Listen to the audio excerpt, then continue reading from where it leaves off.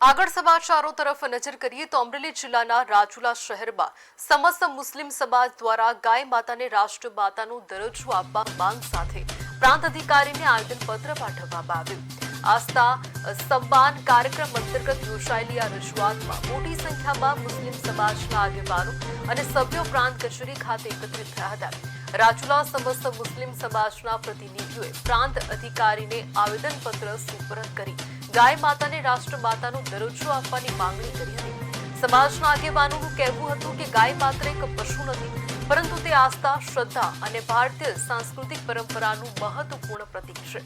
આ રજૂઆત દ્વારા સમાજે ગાય પ્રત્યેના સન્માન અને સંવેદનાને વ્યક્ત કરતા સરકાર સમક્ષ પોતાની માંગ રજૂ કરી છે।